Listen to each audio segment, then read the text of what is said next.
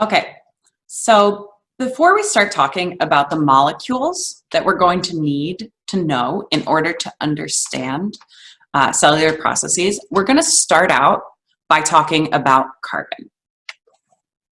Now, carbon is an essential atom for life.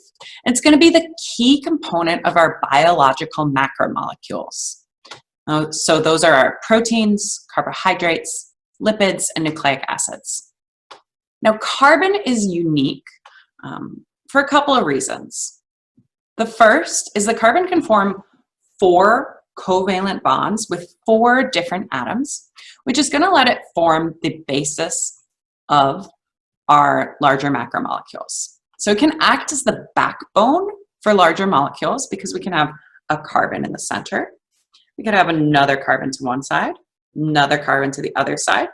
Then we still have 2 spaces for additional bonds. So this means that we're going to be able to create really complex molecules using carbon as a basis.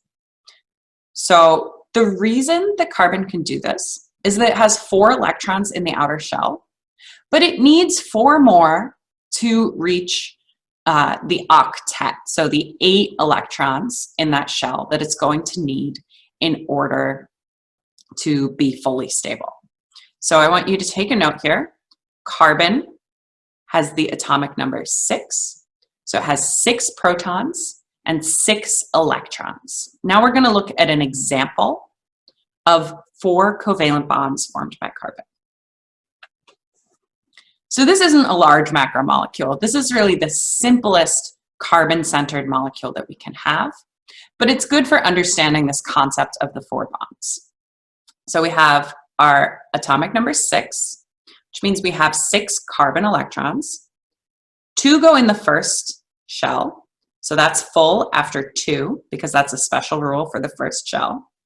And then our second shell, we have 1, 2, 3, 4, and now we're up to 6 total, so we're done with the electrons from carbon.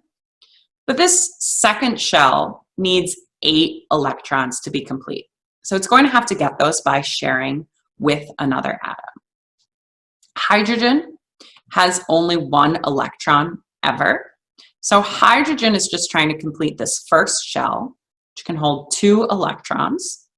So hydrogen is going to share its 1 electron with 1 of the electrons from carbon. So this hydrogen now has 1, 2, because these are shared. Carbon now has 1, 2, 3, 4, 5. But it does this 3 more times to form a total of 4 bonds. And then it has 1, 2, 3, 4, 5, 6, 7, 8, and is complete. So that's how these 4 bonds work for carbon. And it's helpful here to look at this example and realize that while carbon forms 4 bonds, hydrogen is only going to form 1. Now, hydrogen is also going to be a very important atom to understand for our macromolecules, which is why I'm highlighting that now. The name for this molecule happens to be methane. Methane in specific is just an example of a molecule formed based on carbon. Okay, so we can also classify our hydrocarbons, so molecules made up of hydrogen and carbon, based on a couple more characteristics. So there are more complicated molecules that are made of just carbon and hydrogen. Okay, so this is an example of butane. So butane is a hydrocarbon. So it has a chain of 4 carbons, carbon bonded to carbon here, again, again. And it has a number of hydrogens, so 1, 2, 3, 4, 5, 6, 7, 8, 9, 10, all attached by a single bonds to carbon in order to fill up those outer shells. So this is complete. We might also write this way. So because we're biologists, I think chemists do this too, but this is an abbreviation here. So what we see here is the same molecule, butene. So this carbon here is that C.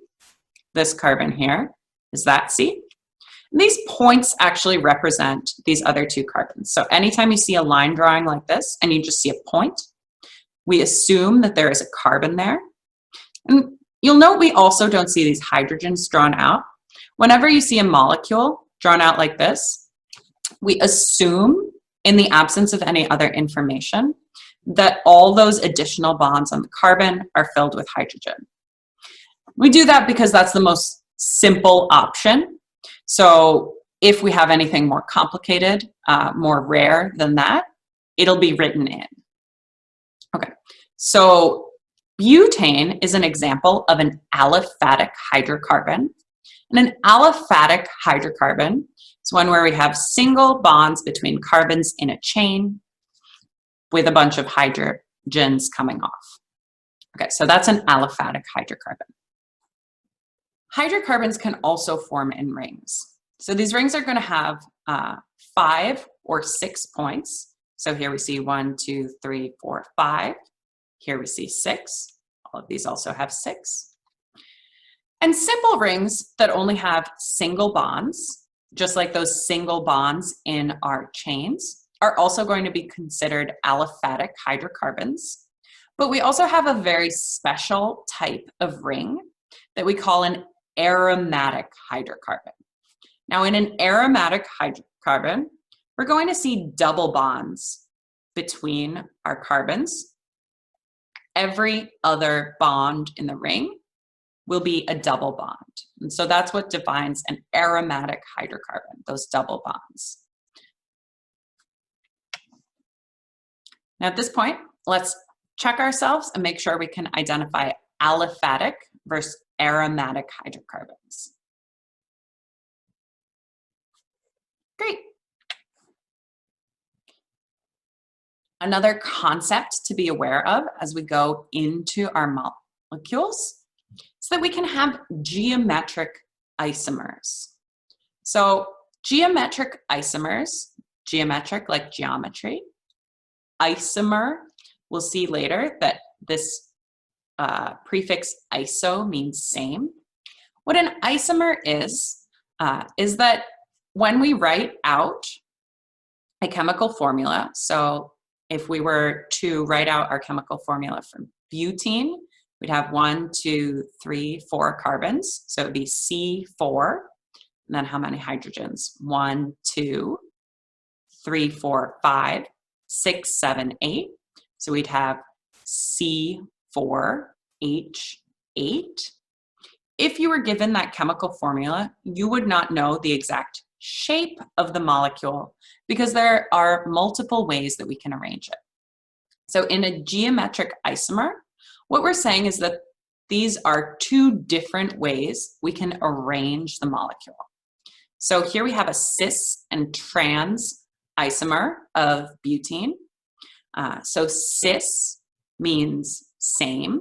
So here we can see that this group and this group are on the same side. So these 2 matching groups.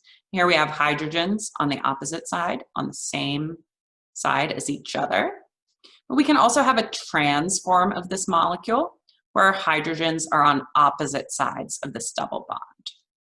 So isomers just refers to the fact that we can either have those hydrogens on the same side of the double bond or on opposite side of the double bond.